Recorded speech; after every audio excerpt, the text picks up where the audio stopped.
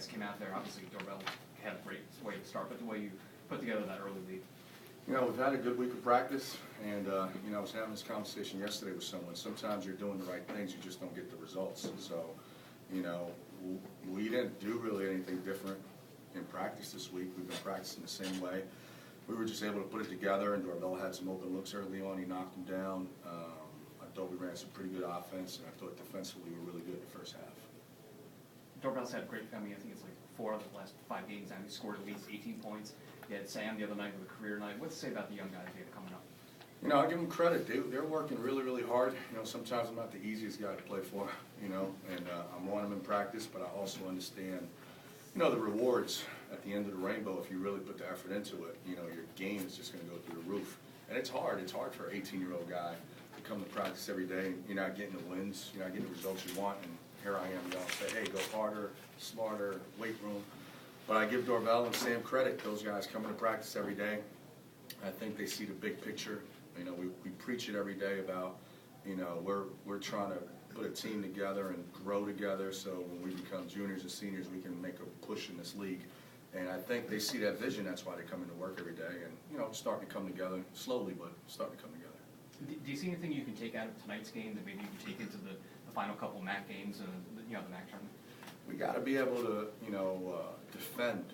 You know, we got to be able to defend, keep the ball out the lane, close out hard. I thought we did a really good job. I think Ken Ruson's a kid who, you know, unless you're a coach, you don't really realize it. You look at him, he was 2 for 5 today, took no threes, he played 25 minutes.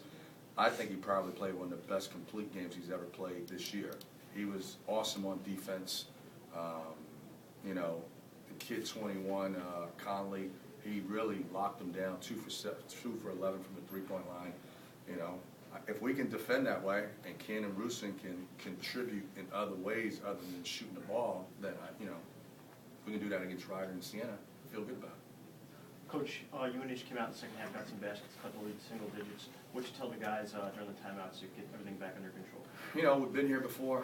You can see the weight of the world on their shoulders. You know, hey, I just told them, I said, your parents are going to love you whether you win or lose the game. So take a deep breath, go out there and play. It's not the end of the world. You know, those who love you are going to love you whether you win it or lose it. So take your time, settle down, just play the way you're capable of playing. And I think, you know, settled down a little bit. They made a run. We calmed down. We executed well. Do you feel like the earlier MAC games that you guys won at the beginning of the season where you had a lead and held on to it, do you feel that like those played an impact in their ability to, again, close out this game? We talked about it at halftime. We didn't necessarily mention the MAC games. We just said, hey, we've been in this situation before. We have played well before. You just, you know, your next step now is you got to close the game out. You know, we played well this year. We played well against Loyola. We played well against Fairfield the other night. We played well against Siena at home. We had some really good efforts this year. We just haven't been able to close people out. So, you know, that's, I guess, our next step in this, you know, young team's progression. You know, closing the team out and doing it in convincing fashion where you're not scrambling at the end, you're really executing. Chuck, talk about the rebounds. You looked really good on the boards, both offense and defense tonight. Bauer had 11 rebounds. It really helped you out, especially 7 defensive. I think Corey's done a great job. And then, you know, Jay Bowie and Dorvell, they've been playing together now for the past, I think, 8 or 9 games since Dorvell started. And, you know, they're starting to get that chemistry, those two guys. They're not the biggest guys in the league, but they're becoming, you know, like junkyard dogs, I call them. They're tough, undersized guys. We're just going to push, grab, kick, scratch. And, you know, Dorvell's been doing a great job on the glass. And then Jay Bowie tonight was tremendous. I mean, he got off to a great start. He had 9 rebounds. You know, although he didn't score the ball, he set the tempo, you know, just physically letting UNH know that, hey, we're not going to allow second and third opportunities. So I like the mindset of the young guys today compared to a few weeks ago. Dorvell, you hit those early three-pointers. It seems like only the injury slowed you down. How were you feeling personally once you make the first couple shots? Were you feeling like, you know, the shots were falling for you?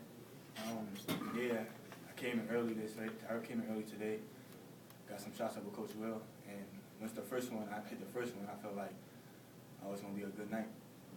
So then I put the second one, and then I was like, oh, definitely going to be a good night.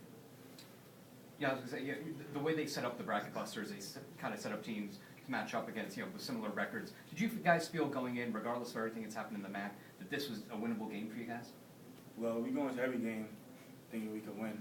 Just like Coach Mon said, we go into every game not not looking to lose. We come into every game looking to win, and then we came out with the halftime. I think we was up 15. Everybody was getting excited. We were just like, calm down, calm down. We got 20 more minutes left, and that's what kind of gave us the edge.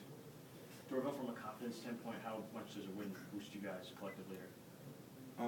It gives us a lot of confidence going into the last two games against Raleigh and Siena, because those two games are winnable games. Think people love you more when you win than when you lose, though? That's only a joke. You don't have to answer The that. answer is yes. Everything happens for you when you start winning. Chuck, and this is hard for you probably to evaluate, but, you know, this is like the first time that they had the bracket busters. The MAC has gone 9-1. It's usually around 500. Does that speak to the strength of the conference this year? Oh, there's no question. There's no doubt. I mean, the league, I don't think people understand how good the league is.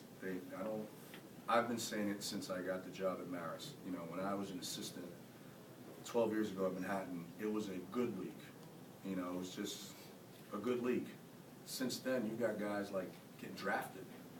The Thompson twins are playing in the NBA.